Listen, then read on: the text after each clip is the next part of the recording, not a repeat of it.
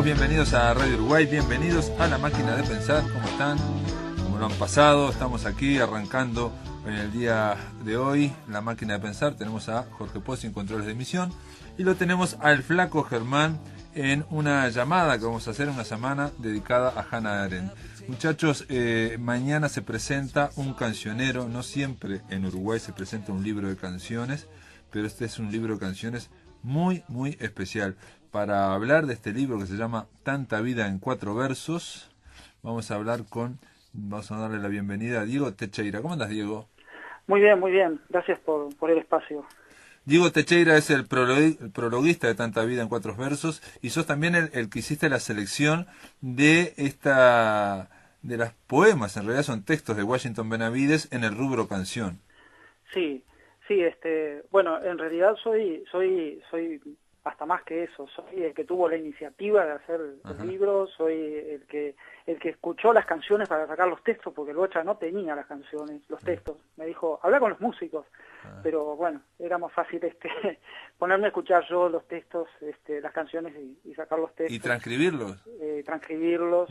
Es medio peligroso eso, porque a veces los músicos cambian una palabra o no se escucha muy bien qué dicen. A veces pasa eso, que es antológico, lo de Citarrosa, con la milonga Las Patriadas, que llegó incluso a cuestionar en la tapa del disco un error de interpretación histórica, que en realidad fue un error de oído de él. Claro. Sí, hablaba de lecor o algo así. No, porque en donde dice, realmente la canción dice caudillos generales, padres de la nación, él escuchó caudillos federales. Entonces él achacó un error de interpretación a Benavides, claro. La interpretación histórica, y no, fue un error de oído.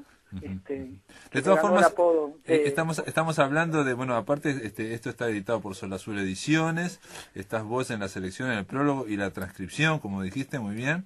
Y es obvio que estamos hablando de Washington Benavides, del Bocha Benavides, que es alguien que tiene muchísima producción y realmente no sé yo cuántas canciones debe haber escrito, pero debe haber escrito muchísimas. Bueno, mirá, yo sí tengo una idea más o menos, porque en Agadu tiene registrada más de 700 canciones. Mirá, 700 canciones. Sí, más de 700.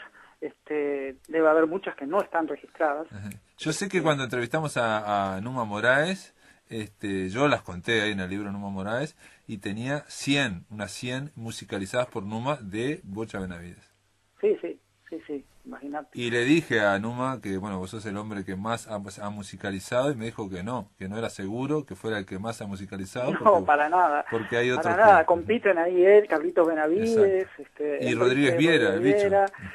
No sé, Darnoyan, tal vez no tanto, si bien ha tenido mucho pegue, se despegó de alguna manera de Washington Benavides. Los primeros discos eran abrumadoramente mayoritarias las canciones pertenecientes en texto a Washington Benavides, pero a partir del disco Surcidor, él como que se despega un poquito, no deja de tomar algún texto, pero ya no es la casi totalidad como era antes.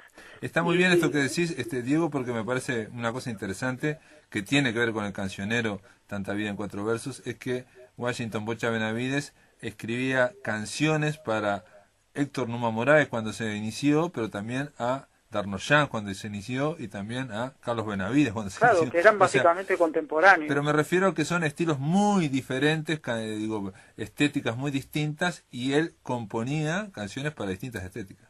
Sí, y eso es especialmente notorio en el caso de Darnoyan, porque es tal vez el que más difiere de toda esa camada, ¿no? De alguna manera hay cierto lenguaje un poco común entre Carlitos, Laloanois, entre ellos y Numa Moraes, como que Darnoyan ya es otra cosa, y notas otro lenguaje incluso que se acerca más a la estética de Darnoyan. Incluso hay canciones que están específicamente hechas para él, ¿no? Y que son notablemente diferentes a lo que puede ser una canción más campera, como la que suele cantar Carlitos o Numa Moraes, como puede ser, por ejemplo, ahí está en el libro, que me importó especialmente rescatarla porque me parece muy valioso texto y no se le ha dado mucha trascendencia, la de En el viento de la vida, que grabó Van Jans en el disco Las Quemas, que es un texto que es prácticamente expresionista, ¿no? ¿Y el instrumento? No está el instrumento, ¿no? No porque ahí, como yo planteo en la parte en la que explico el criterio de selección, no quise reiterar las milongas. O sea, el libro de las milongas es un libro de poesía, no es un libro de canciones, es un libro de poesía cuyos textos fueron todos musicalizados. Entonces, ese ya de por sí es un cancionero. No nació como cancionero, pues lo transformó en cancionero. Sí. Incluso le pusieron varias músicas a distintos milongas. Todo el libro, o sea, todo el libro fue musicalizado. Entonces, no quise reiterar, digo, habiendo tanto para seleccionar de Benavides, preferí complementar las milongas. Perfecto. Diego, de todos modos hay muchas canciones que son muy famosas y que no estaban recogidas en el libro, ¿no? Como Cuando canta el gallo azul, como En el país de las Ciñacinas, Ningún juglar también, por ejemplo. Dinu Juglar, que es un gran texto, sí, o sea, hay mucho, el yote de Don Tatú, sí. La Padilla, Seu Franklin Oliveira, sí. Claro. Diego, mañana se va a presentar, es importante esto porque estamos convocando mañana jueves 28 de noviembre, 20:30 horas.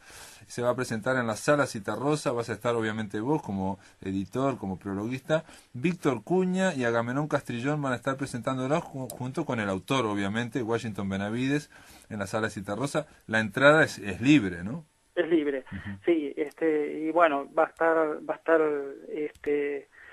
centrado básicamente en hacer una breve presentación del libro y además quiero que esto, además de ser una presentación del libro, sea también un homenaje a la trayectoria de Benavides como autor de canciones.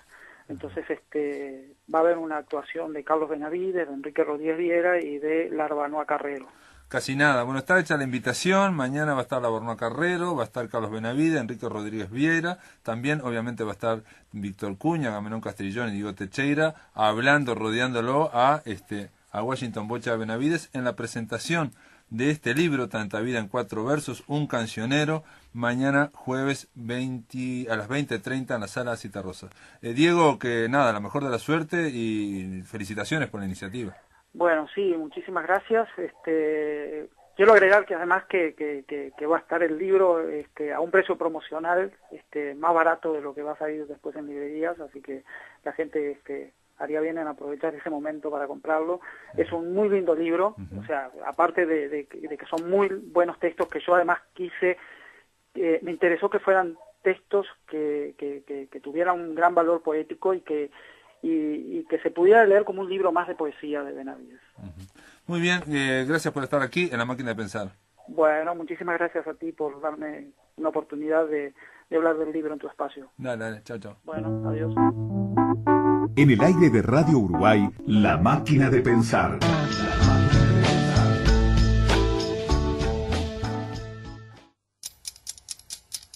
Radio Uruguay te acompaña también en la madrugada.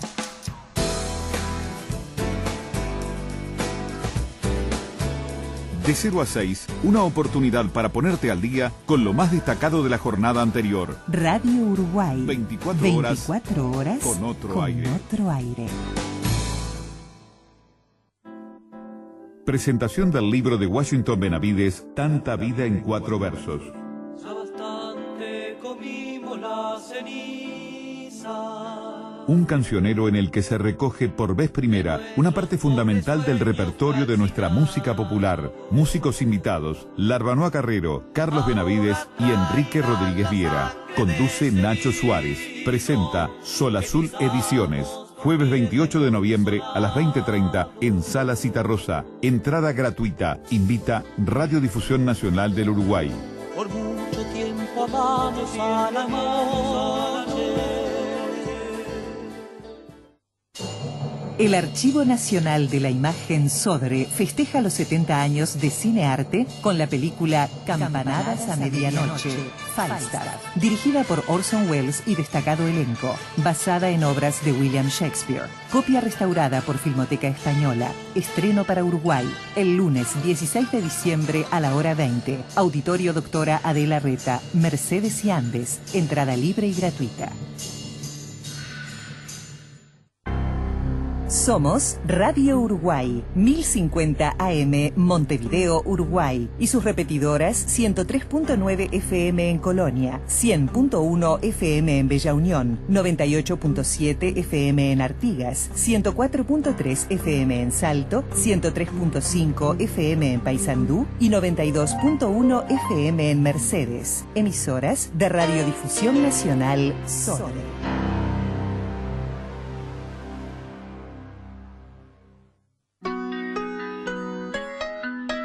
Para comunicarte con la máquina, envía un SMS al 099 780066 o un correo electrónico a lamaquinadepensar@adinet.com.uy. Si querés volver a escuchar charlas, entrevistas o columnas, ingresa a piensamáquina.blogspot.com y bienvenido al corazón de las palabras.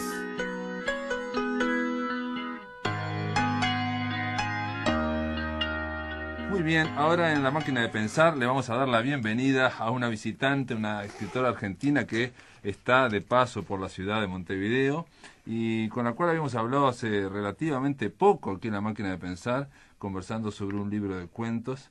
Me estoy refiriendo a Noemí Ula. ¿Cómo andás, Noemí? Muy bien, gracias. ¿Y tú? Noemí pide a los amigos que le digan Quita, así que yo te voy a decir Quita. Así es. Me Así considero tu amigo. yo también. Primero que nada te tengo que agradecer los 2 libros que me trajiste, El Ramito y otros cuentos y Bailarina de 3 brazos. Y después te voy a preguntar qué estás haciendo acá en Montevideo. Ya te cuento. Vine porque se celebran los 70 años de la Academia Nacional de la Academia de Letras. Entonces se realizaron las segundas jornadas rioplatenses, hispano-rioplatenses. Así que fue un encuentro muy lindo, es un encuentro muy lindo porque hay gente de Chile, de Paraguay, de mi país, y desde luego ustedes se ocupan muy bien de todos nosotros.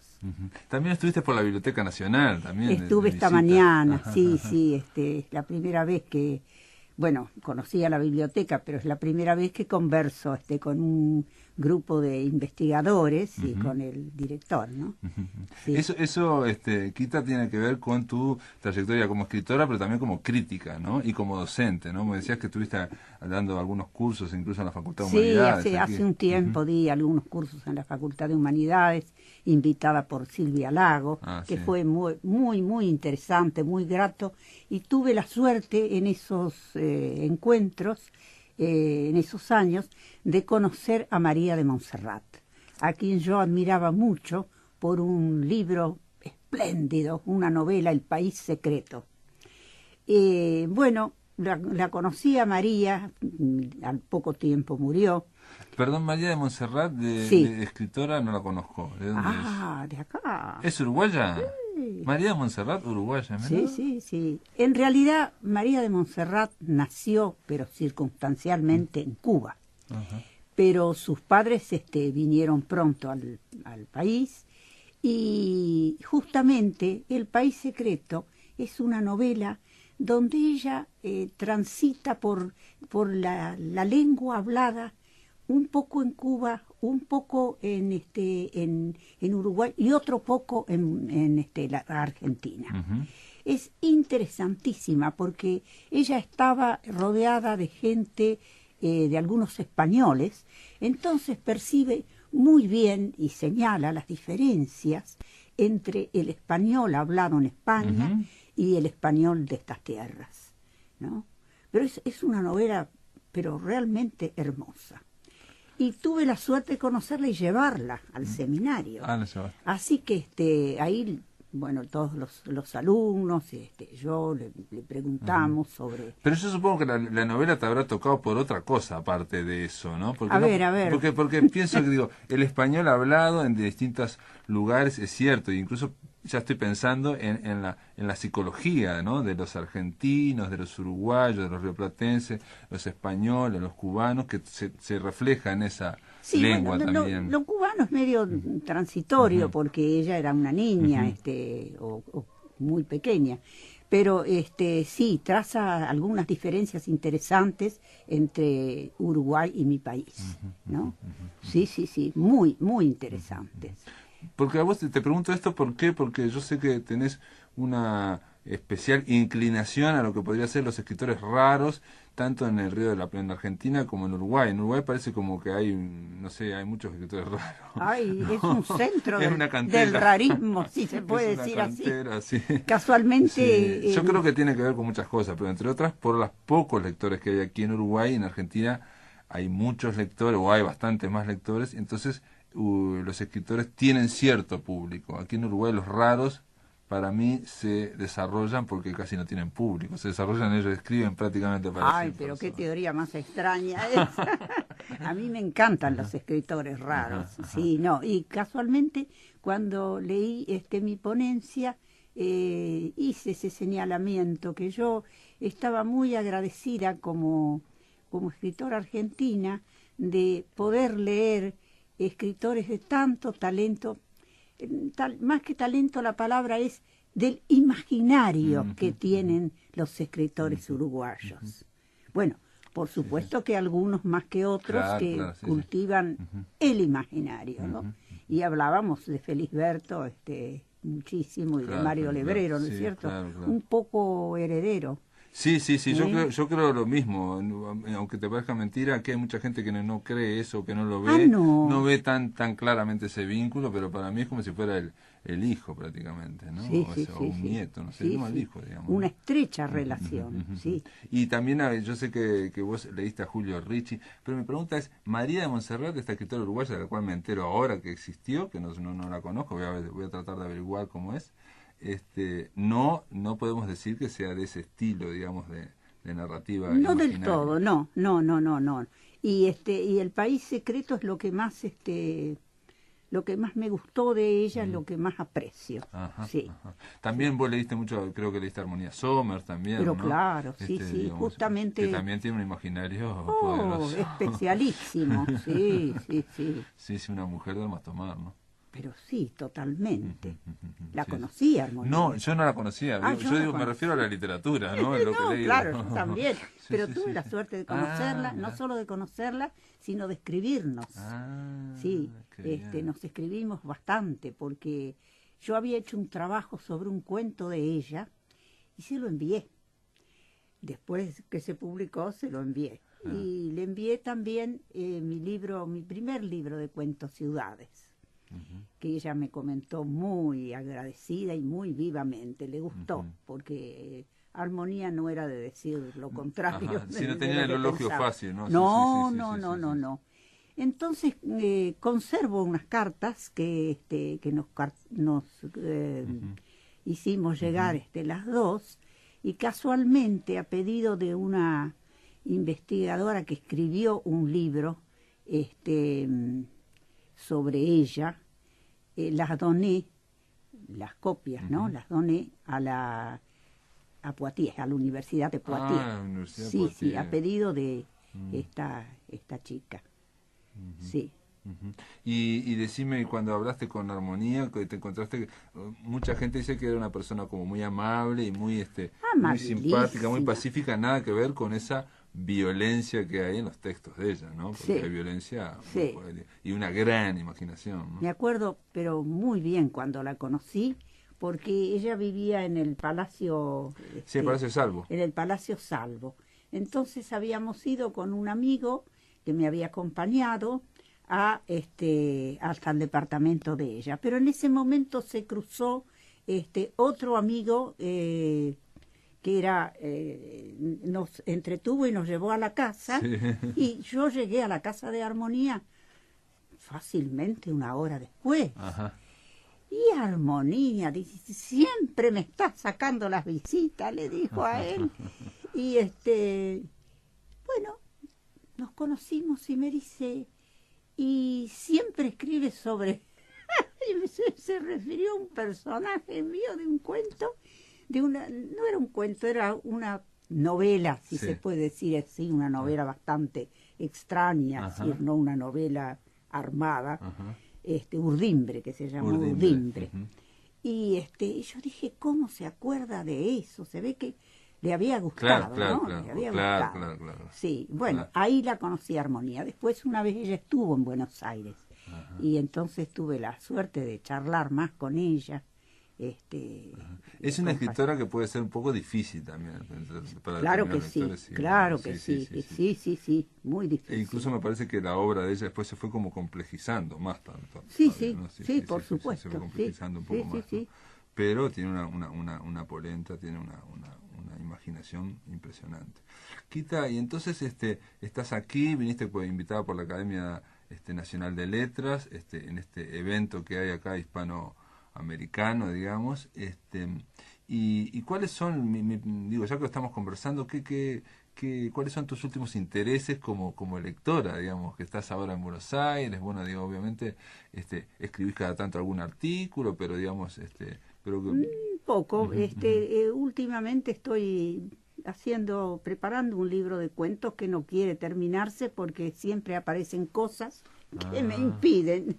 Entonces, bueno, esperará unos meses. Supongo que será unos Viste que meses. no se puede eso apurar porque no.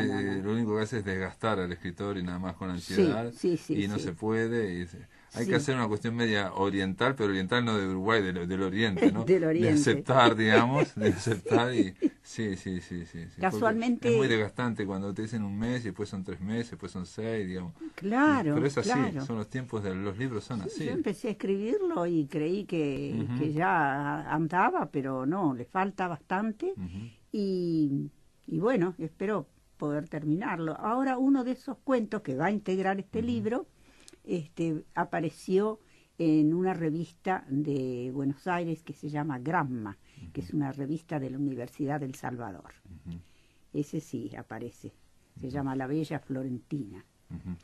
O sea que estás más dedicada, digamos, a la escritura y no tanto, digamos, que a la crítica. Claro, ¿no? sí. Pero leer siempre lees, obviamente, porque eso es un vicio que no se puede quitar con nada. Es un vicio, ¿no? Y también una obligación, ¿no? Las dos cosas juntas. Es un amigo mío, me decía, y escribió un poema, incluso, ahora no puedo citarlo de memoria el poema, pero diciendo como que siempre el mismo libro, dice, en la mesa de luz, pero refiriéndose a que la necesidad de que haya un libro. Claro. Porque, digo, son distintos títulos, pero siempre el mismo libro, ¿no? Claro, sí. Es muy difícil el concepto, pero una vez que sabes de qué te está hablando... Desde luego, estoy de acuerdo, sí. Y a veces es el mismo libro también. Porque no hay tiempo, porque tengo sueño, porque me olvidé de esto. Pero viste que es difícil concebir, después cuando uno ya entra en eso, en estar sin libro.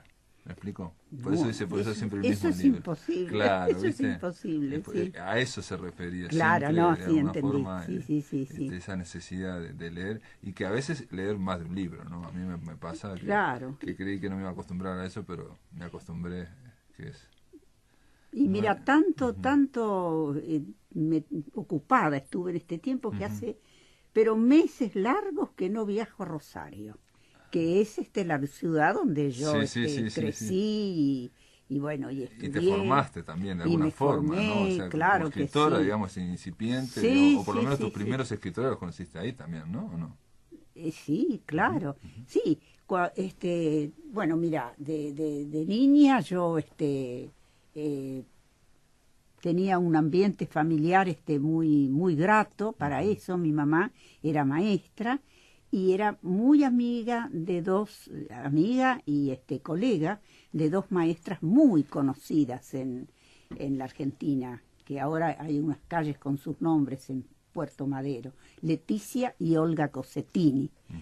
Y bueno, yo creo que en mi casa había mucho humor también, y eso me gustaba mucho, claro. A medida que fui entendiendo las formas del humor y de sonreírse o reírse, Claro. más que sonreírse, fui captando todo eso. Y en Rosario, cuando estudié cuando era estudiante, así en la Facultad de Filosofía y Letras, conocí a un grupo de poetas. Yo creía que iba a ser poeta. Ah, sí, Ah, ahí sí. está Oliva, digamos, ahí. Claro. Ajá. Aldo Oliva era un poco el centro Claro. de ese grupo que le llamábamos el grupo del Eret. El Eret era un restaurante donde nos encontrábamos a discutir, a leer, leíamos poemas, leíamos otras cosas. No, Hacer una especie de tertulia. ¿Y vos ahí no empezaste a escribir poesía, no? bueno, sí, tenía algunas poesías, Ajá. pero después vi que mi camino era otro, Ujú. entonces ¿Cómo te diste abandoné. cuenta que tu camino era otro, digamos? ¿Cómo fue ese tanteo? ¿Cómo me di cuenta? Bueno, porque... Es bravo eso para el escritor, Sí, darse sí, cuenta, sí, ¿no? sí, Porque hay sí. escritores que Sí. de repente insisten en algo y de repente son buenos, yo qué sé, escribiendo teatro, por ejemplo, en otra cosa, digo, ¿no? Y te digo que hay darse cuenta, sí. conservo algunos poemas. Algunos se salvan, pero otros creo Y que no. bueno, sí. Y entonces empecé a escribir una novela. Escribí una novela Ah, que entrada, tuvo una un novela. premio, Ah, bueno. sí, de Roa Bastos. Roa Bastos estaba en el jurado. Roa Bastos estaba en el jurado. Sí, Carlos Carlino, Roa Bastos, y se llamaba la novela Los que esperan el alba. Casualmente, hace unos meses me hicieron un comentario por esa novela que había aparecido porque en Rosario la tienen muy en cuenta porque significaba un poco el encuentro de esos poetas del Eret, se llamó el grupo del Eret luego, ¿no? Ajá. El grupo del Eret. O sea que la novela tuya de alguna forma recreaba sí, esas tertulias, digamos, era esos una especie encuentros. de testimonio de esos encuentros, sí. Y el diario La Capital de allá, entonces, Osvaldo Aguirre, que es un poeta Osvaldo de Aguirre, allá, sí, poeta y sí, pero hizo una nota espléndida sobre esta novela, que yo no sé si la novela lo merecía mucho, pero... Pero digo, pregunta, ¿y ahí los personajes guardaban los mismos nombres? No, Le para cambiaste nada. los nombres, todo eso, ¿no? Sí, Era por un testimonio, supuesto. digamos, novelado. Sí, lo que se recreaba un poco eran las discusiones políticas y literarias, los gustos literarios. Que estaban casi unidas esas discusiones a veces. Totalmente. Y una cosa muy extraña de ese tiempo es que en la facultad donde yo estudiaba no se conocían, jamás se nombraban a Borges, a Bioy Casares, a Silvino Campo, que después tuvieron tanto mérito, y yo... La Mujica Lainez tampoco, supongo. Tampoco. Y ahí en el Eret, Aldo solía leer en voz alta, así, algún poema de Borges, y bueno, era una cosa tan extraña que yo no entendía. Cuando me trasladé a Buenos Aires, la gente que pensaba como nosotros, aquellos de Rosario, no podían ver a Borges, no podían leerlo, no les gustaba para nada. Cosa que no la entendí jamás. Sí, ¿no? sí, Porque sí. pensábamos igual en ciertas cosas, estábamos... Vos decís hasta políticamente. Políticamente, claro. Pero por una cuestión de prejuicio que De se trasladaba, digamos, a lo se estético. trasladaba a lo de la estético política, literario. Sí. Exactamente. Era una imposibilidad Cuando de nosotros diferenciar una cosa estábamos con la otra. enamoradísimos de Bueno, pero esa es una historia como que a Borges le pasó en muchos lados, pero llama la atención, digamos, que en Buenos Aires, que es la ciudad de él, digamos, pero bueno, también es lógico, digamos, a veces los grandes amores y los grandes odios hacen que no se pueda ver con claridad. Desde ¿no? luego. Y en que el caso de Borges, alguien que, bueno, que si se quiere, después no estuvo tan vinculado a la política, pero capaz que sí, digamos, en los años 50 capaz que todavía tenía un vínculo más ¿Borges? político. Y me parece como que estaba más, ¿no? Quita, ¿qué te parece si después de la pausa conversamos un poquito más de Borges y de todos estos escritores argentinos de los que estamos hablando? Muchísimo gusto. En el aire de Radio Uruguay, La Máquina de Pensar.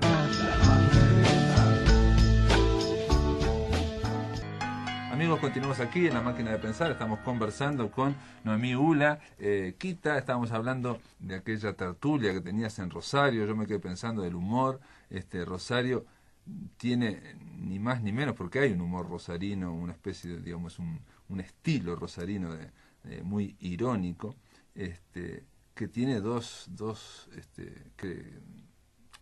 creadores emblemáticos como son Fontana Rosa por un lado y Lelutier por el otro.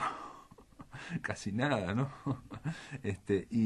Y me decías acerca de en esa tertulia donde estábamos en Rosario con el poeta Aldo Oliva, que ustedes ya degustaban la poesía de Borges, los cuentos de Borges. Totalmente. Cuando por cuestiones políticas, digamos, no era... Igual en cuando llegué a vivir a Buenos Aires. En Buenos Aires era distinto, claro, están distintos. Claro, la gente estamos hablando siempre entre escritores, sí, más allá de que estemos luego. Politizados o no, pero entre escritores. Desde luego, sí. Entre escritores, digamos, lectores expertos. Y me gustaría señalar también que en ese grupo había poetas que como Carlos Salzman, Rubén Seblever, que murió hace poco, Rafael Oscariel, eran muchísimos que escribían poesía solamente. Sí. Y Juan José Saer y Hugo Gola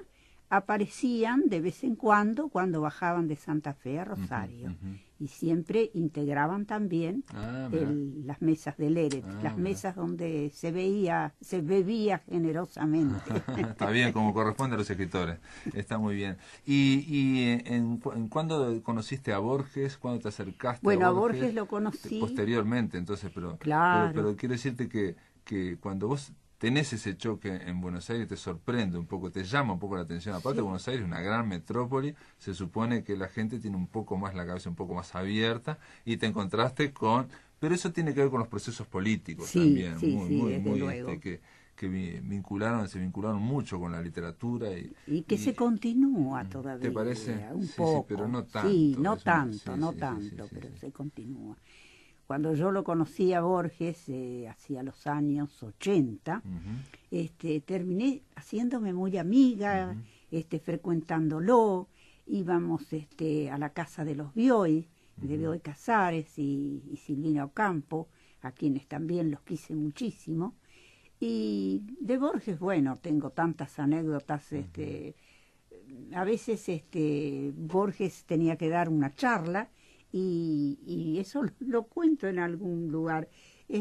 Me pedía que le leyera yo creo que le he leído en todos los idiomas a Borges, sin saberlo, a veces sin saberlo. ¿Por qué él la escribía en distintos idiomas? Porque él me decía, bueno, tengo que hablar sobre tal cosa. ¿Por qué no me lee algo? Nunca nos tuteamos con Borges, con los de hoy sí. ¿Por qué no me lee algo de la Brauhaus o de la academia, en fin, de alguna enciclopedia? Sí, la enciclopedia británica. Y yo decía, ¿cómo? La enciclopedia británica también. Y yo decía, ¿cómo va a ser con todo esto que le leí? Y después iba y maravillaba, ¿no? Sí, ganaba todo eso.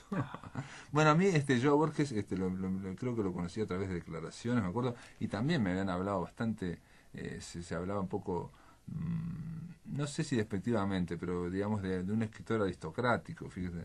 Y fantasías. Sí, son fantasías. Y a mí lo que me sorprendió, pero leyendo un par de frases de él, digamos, declaraciones, era la inteligencia. O sea, pero es evidente que este hombre tiene una inteligencia superior, ¿no? Por supuesto, claro que sí.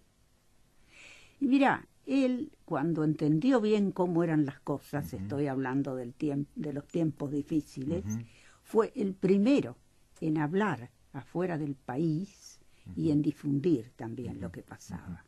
Sí, con respecto a las desapariciones. Yo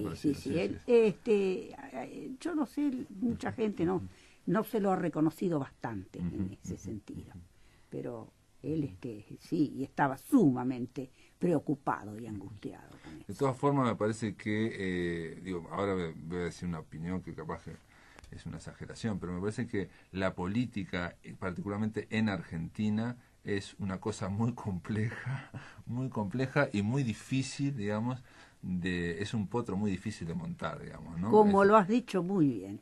Sí.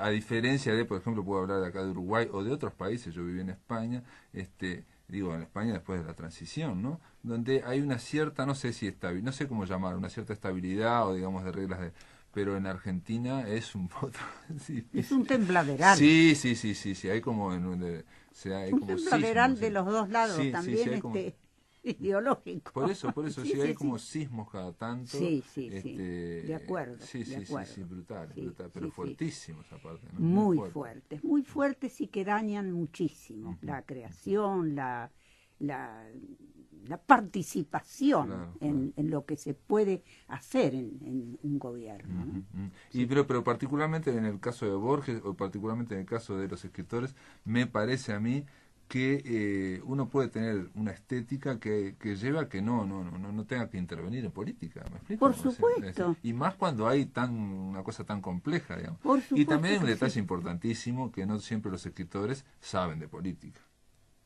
Muchas veces. Son los últimos en saber muchas veces. Sí, muchas veces, claro. Sí. Hay como un idealismo, intelectualismo, y no hay una visión clara de lo que es la política, que es una cuestión pragmática también, ¿no? Yo siempre recuerdo unas declaraciones de Germán Rosenmacher, que fue un cuentista argentino de los años 60, murió muy joven, a los 30 y pico, pocos años. Y Germán era peronista y escribió cuentos que tenían que ver con su pensamiento. Sin embargo, hizo unas declaraciones muy interesantes, porque en esa época se dividía a los escritores en vanguardistas, o más que vanguardistas, de imaginación, que no se lo toleraba, o testimoniales. O comprometidos o testimoniales. Y él entonces decía, pero ¿por qué un escritor, si me convierto en hacer solo literatura testimonial, soy un periodista y no un escritor? Claro. ¿No? Sí.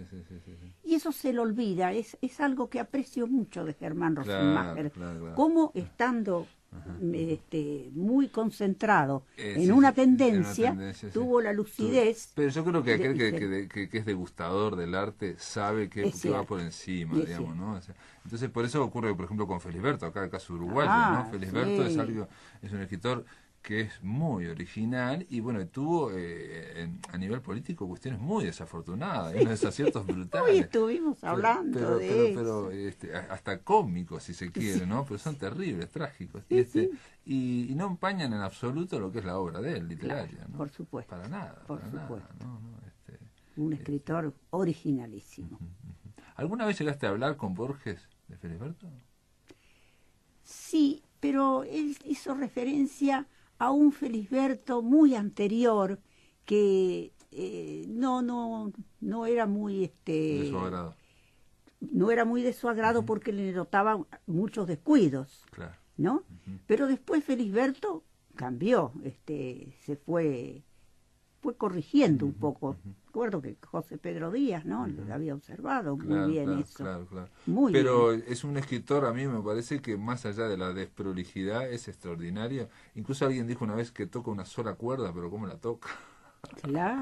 Claro que sí. O alguien dijo también, para criticarlo, que tenía recursos limitados, pero digo, un artista si descubre nuevos territorios con recursos limitados, lo importante es el resultado, ¿no?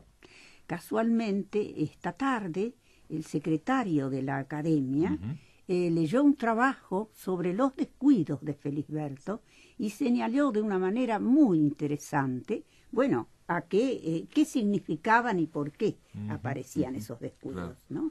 Muy interesante. Yo también yo siempre hago referencia a Felisberto, no puedo hablar de literatura sin acordarme de Felisberto, sí, así pero que voy a ser redundante. No, pero hablemos, porque Felisberto me parece también que que esos descuidos, digo, habría que ver ese trabajo, pero un escritor, y bueno, eso obviamente Borges sí que lo sabía, Sí. siempre está peleando con el lenguaje, con Claro. las imposiciones, Claro. correcciones correctas del lenguaje, ¿no? O sea, que te hagan decir algo que vos no es exactamente lo que querías decir. A veces, Y ahí esa lucha. a veces le he tomado algún poema a Borges que estaba creándolo y me pedía que lo leyera otra vez, y todo claro en voz alta.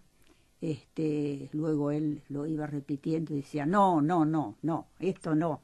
Y siempre atento, el oído que tenía Claro, Borges, claro. es increíble. Claro. Era un hombre que no tenía mucha gran afición por la música. Sin embargo, su oído Ujú. era riguroso. Extraordinario, sí, Extraordinario. sí. Pero aparte, incluso eso capaz que explica también la memoria que tenía para recitar otros poemas, ¿no? Oh, También, ¿no? sí. Eso también tiene que ver el oído y la memoria, ¿no? Claro que sí, el claro poema, que ¿no? sí, sí. Para los versos. Sí, sí. Y de Felisberto él recordaba algún cuento que le habían publicado en una revista. Creo que él los vio y ya no recuerdo. Podría ser que, pero no hablamos demasiado. Él, Yo tampoco, perdón, Sí, sí. tampoco lo conocía tanto. Ah, no lo Felisberto. no lo conocías tanto. Por ejemplo, a mí siempre me llamó la atención y se lo pregunté una vez a la que era secretaria de Borges, de apellido Vázquez, María Esther Vázquez, que me llamaba la atención lo siguiente, que Borges fue uno de los primeros lectores cuando Faulkner no era tan conocido, ¿no? Estamos hablando de fines de los Es 30. cierto, sí. Y aquí en Uruguay, obviamente primero fue Borges, a través de Sur también, Onetti quedó maravillado y flechado con Faulkner, quedó pero enloquecido, al extremo que lo cuenta el primer cuento que leyó, Todos los aviadores muertos, que tuvo que parar y en un boliche y volver de nuevo a sentarse a leerlo porque no podía creer. Entonces yo lo que decía era lo siguiente, era que en la biblioteca Borges y Onetti están muy separaditos porque como que no tienen nada que ver. Sin embargo, los dos eran pero fervorosos admiradores de Faulkner cuando casi nadie aquí en el Río de la Plata consideraba, y ellos lo consideraban fundacional. Sí, es cierto. Y entonces lo que me llama la atención, y Onetti sí habló de Borges, pero Borges no habló nunca de Onetti, entonces le pregunté. Es decir, vos me estás diciendo Preguntando. que Onetti conoció a Faulkner a través de Borges. Conoció a Faulkner a través de la revista Sur. Por eso. Sí, Claro. sí. Bueno, qué interesante. No recordaba o no sabía Sí, eso. sí, Todos los aviadores muertos es el Sí, cuento. sí. Y quedó deslumbrado. Y a partir de ahí, obviamente, lo buscó, lo tuvo que leer en inglés también. Claro. Trabajosamente. Y tuvo una fuerte influencia. Ah, sin sobre él. duda, es lo que le cambió la cabeza, Ah, le cambió sí, totalmente. ¿no? sí. Él creo que ahí no había escrito El Pozo, bueno, eso no se había publicado, pero digo, es posterior, digamos, este impacto. Entonces yo digo, años 40 se está de alguna forma cambiando la literatura en el Río de la Plata, Borges de un lado, Onetti del otro, digamos, y los dos quedan deslumbrados por Faulkner, Sí. y sin embargo para la crítica no tienen nada que No ver, tienen nada no que tienen nada ver. que ver, están como en otros Y lugares. justamente Onetti también tenía un oído muy especial para la construcción, para la sintaxis. Ah, sí, para la- Y hay un trabajo muy interesante de Omar Perego Gadea, donde recuerda que le hizo una entrevista en París y se detiene en señalar cómo él respiraba, cómo hacía silencio, o sea, el valor que tenía para Claro. él la palabra, ¿no? Claro. El Y sonido, la bueno, música. y fíjate, y Borges La también. música. O sea que había una coincidencia. Sí. Más- Y con Borges, de Roberto Alt, hablaste, porque él como que tampoco, ¿no? Esa es la gran pelea argentina, Ajá, ¿no? claro. La gran polémica que se creó. Hoy estuve hablando de eso. ¿Por qué? Porque hablábamos, presenté el asunto de la oralidad, ¿no? Ajá. Cómo aparece la oralidad a partir de Hombre de la Esquina Rosada, el primer cuento de Borges. Y en El juguete rabioso, que muchos quieren ver esa oralidad, no está esa oralidad, solo está esa oralidad en los diálogos, pero no en, Sí, no en la no en narración. el narrador, no en el narrador. El narrador es Más- bastante español. Sí, bastante literario, digamos, en Sí, ese sentido. y tiene una construcción española. Tiene una construcción heredada, muchas construcciones heredadas de traducciones, que él leyó mucho a los rusos, traducciones españolas, ¿no? Art.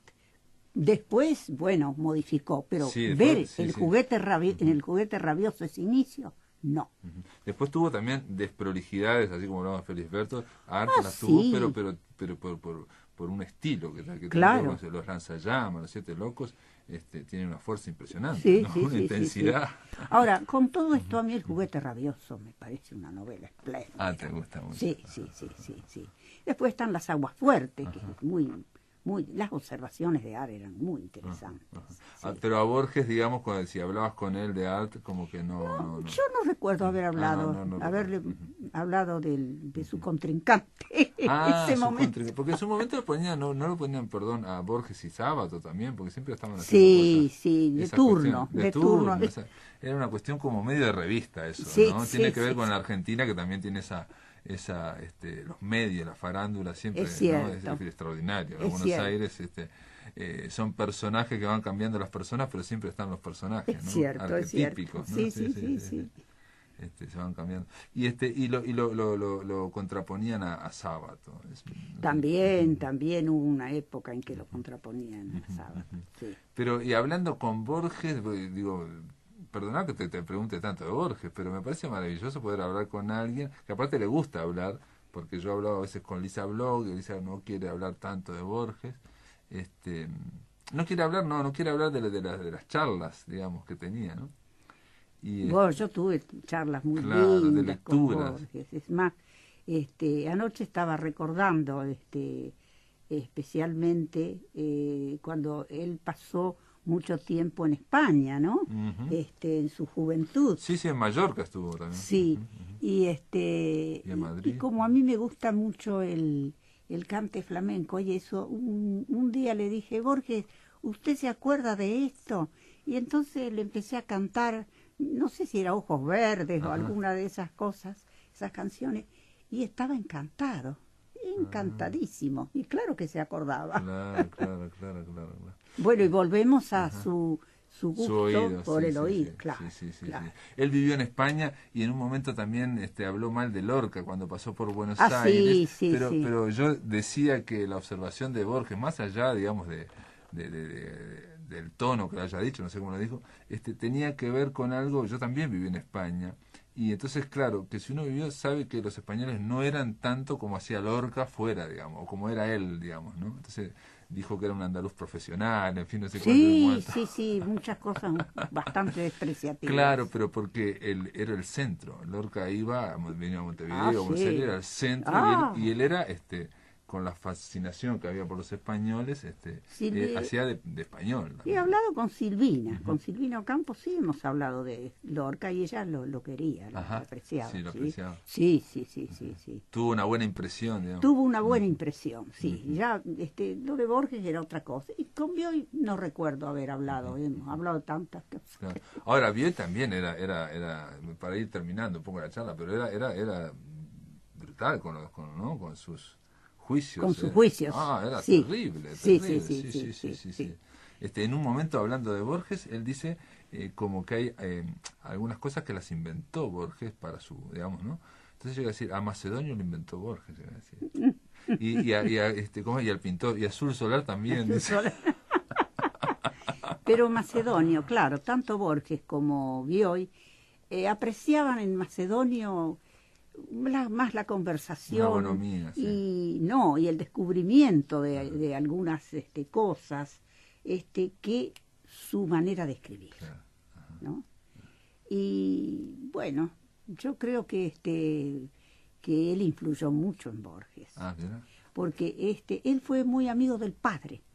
Se cuenta que cuando los Borges vinieron de España, de Europa, no sé si de España precisamente. No, porque después estuvieron en Suiza. Claro, estuvieron viviendo, claro.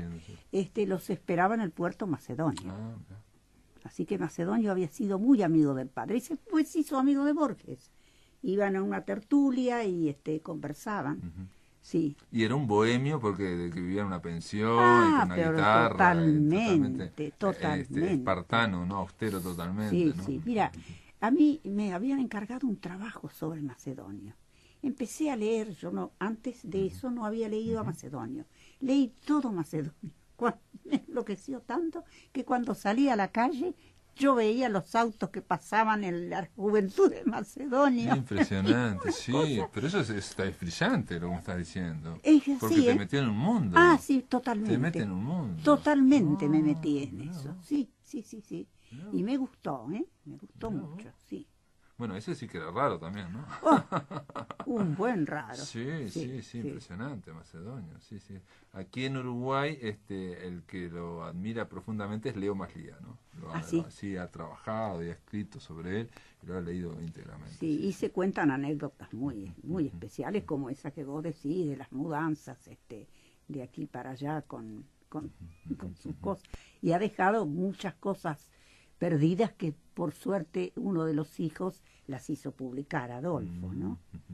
Sí, nosotros aquí hemos hablado con Roberto Ferro sobre Macedonia, que es alguien que es un experto en Macedonia. Sí, claro. Y bueno, dice que igual es un gran escritor, y él dice que por descubrir todavía, o por difundir, ¿no? Que no ha llegado todavía el momento de Macedonio, según él. Puede ser, a veces los escritores, viste, que tienen, ¿no? Por supuesto. Así como algunos después pasan y otros vuelven, ¿no? Sí. En ese caso. Y para terminar, Quita, vos supongo que habrás leído el libro enorme, que yo me gustaría leerlo, que no lo leí, el de Bioy, de los diarios de Bioy sobre Borges, que se llama Borges, que es muy largo, ¿no? Sí, lo he leído totalmente. Páginas, ¿no? 1600 páginas. Se ha discutido tanto sobre ese libro, yo lo entiendo como las partes más valiosas de ese libro. Sí. Son los comentarios que hacen literarios. Claro, sí, las críticas y los comentarios literarios son muy, muy interesantes. Vos sabés que yo no lo leí, pero hablé con el escritor argentino que vive aquí en Uruguay, Rodolfo Rabanal, que le hizo un artículo y me decía, aquí conversamos en los micrófonos de Radio Uruguay, que él tenía la impresión, exactamente lo que está diciendo vos, de que tenía un contenido casi explosivo en cuanto a las a los juicios literarios, a las conversaciones literarias, pero él veía que en Argentina no había hecho el impacto que él pensaba, ¿no? Que tipo que a los 2-3 meses ya pasó, se habló, digamos, de las partes más de crónica, no sé cómo decir, ¿no? Sensacionalista, las partes más biográficas, pero no se habló de lo otro. No. De lo otro que es el desarrollo, dice, intelectual de los dos y sobre todo de Borges, ¿no? Se han criticado cosas que decían de otros escritores, pero yo siempre pienso que cuando se encuentran 2 o 3 escritores, hablan de otros escritores. Y no siempre bien. No. Bueno, aquí se publicaron. Claro. Pero también se publicaron, y no se supo leer bien, críticas muy justas. Algunas críticas muy justas. Vos decís que salieron en torno a este libro, digamos, ¿no? No. Digo que el libro reúne críticas muy justas. Sí, lecturas. Y otras, algunas conversaciones que a lo mejor se pueden eludir. Pero No, pero aparte de las lecturas, incluso con lo que estamos hablando ahora, digamos, de determinada valoración de Macedonio, determinada valoración de Onetti, también van dibujando un perfil literario, es decir, se están haciendo un autorretrato de ellos mismos, ¿no? Claro que sí. Es brutal, digamos, desde el punto de vista literario, ¿no? Sí. Porque no a todos los escritores gustan todos los escritores, igual que a todos los pintores gustan todos los pintores. Exactamente, eso es lo que decía. Saber leer eso en el libro. Claro. Sabes que acá hay un filósofo uruguayo que quizás para mí es extraordinario, que es Carlos Ferreira. Que el dice, maestro Felizberto. Es brillante. Entonces él dice en un momento, dice esto, y tiene que ver con lo de Borges y lo de Bioy Casares. Dice, los críticos literarios tienen que leerse todo, dice, ¿no? Pero los creadores literarios, los artistas, pueden ser unidimensionales. Pueden leer solamente una parte de la biblioteca porque no están obligados. Muy bueno. Con razón Felisberto, ¿no? Porque Ferreira le enseñó a leer a Bergson. Ferreira fue el que le dijo... A William James. Fue el que le dijo, debe haber 10 personas en la Tierra que le guste lo que tú escribes, y yo soy una de ellas. Y se fue contentísimo Felisberto. Bueno, Quita, gracias por estar acá en La Máquina de Pensar. Muchas gracias. Para nosotros es un honor tener a Nomey Bull acá en La Máquina de Pensar. Habíamos conversado ya varias veces por teléfono, conversaremos en alguna ocasión, te molestaremos para hablar de otros escritores, de otra literatura. No, con todo gusto. Pero me parece bárbaro que hayas estado por acá. Gracias por estar acá. Gracias a vos. Amigos, se termina La Máquina de Pensar. Que lo pasen muy, pero que muy bien.